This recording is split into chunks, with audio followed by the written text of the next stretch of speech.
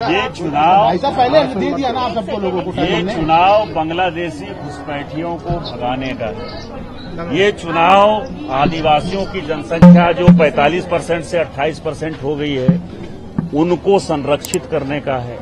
ये चुनाव गिट्टी मिट्टी बालू ये सब जो बांग्लादेश जा रहा है उसके भ्रष्टाचारियों को जेल भेजने का है।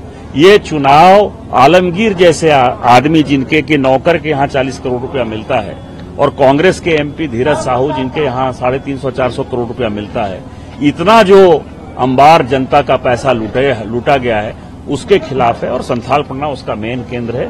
और मुझे लगता है कि भारतीय जनता पार्टी अपने दम पर जो है सरकार बनाएगी।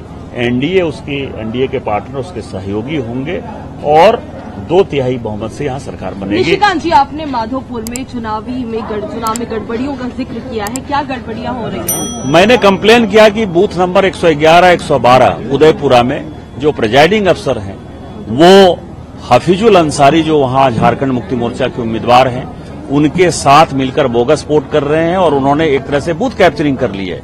सभी जगह जो है सीसीटीवी लगा हुआ है, चुनाव आयोग ने किया। मेरे कंप्लेन को चुनाव आयोग ने जो है गंभीरता से लिया, उन्होंने अपना सीसीटीवी देखा। सीसीटीवी फुटेज में ये बातें साबित हुई कि जो मैं कह रहा हूं वो सही है और यही कारण है कि जो संबंधित प्रिजाइडिंग अफसर हैं बूथ नंबर 111 के उदयपुरा में उनको गिरफ्तार कर लिया गया है। उनको हटाया नहीं गया है, गिरफ्तार कर लिया गया है। इसका मतलब यह है कि प्रशासन, जो मैं रात से कह रहा हूं कि प्रशासन जो वोट को प्रभावित करने की कोशिश कर रहा है, जगह जगह हमारे कार्यकर्ता एक्टिव हो गए हैं और इसी तरह से जो अधिकारी चुनाव के कार्य में गड़बड़ी करते हुए पाए जाएंगे सभी बर्खास्त। कल रात को भी पैसे बांटने की बात कही गई। एक जगह नहीं, महागामा में, पुड़ैया हाट में, गोड्डा में, जरमुंडी में, जामा में, मधुपुर में, सभी जगह, दुमका में, सभी जगह पैसे बांटते हुए और गुंडों के साथ जो है वो लोग नजर आए हैं। सभी की गाड़ी नंबर के साथ हमने किया है। अभी भी पुड़ैया हाट में देवदाड़ एरिया में राजू यादव जिसके ऊपर की 15 मर्डर के चार्ज हैं वो प्रदीप यादव के लिए बूथ लूटता हुआ नजर आ रहा था। अभी देवदाड़ में मारपीट चल रही है। जब मैं आपसे बातचीत कर रहा हूं मुझे लगता है कि ये गुंडागर्दी का अंत निश्चित है और जनता जाग चुकी है, क्योंकि जनता लड़ाई कर रही है और जनता जब सड़क पर आ जाए तो फिर चुनाव का परिणाम जो है पहले दिन से तय है। हम 2/3 बहुमत से जीत रहे हैं। पाकुड़ में फेक वोटर्स की बात की जा रही, कहा जा रहा है कि अकिल अख्तर के जो लोग हैं कई बूथों पर फेक वोटिंग करा रहे हैं। उसका जो मदरसा है वो तो बांग्लादेशी घुसपैठियों का एक संरक्षक है ही ना।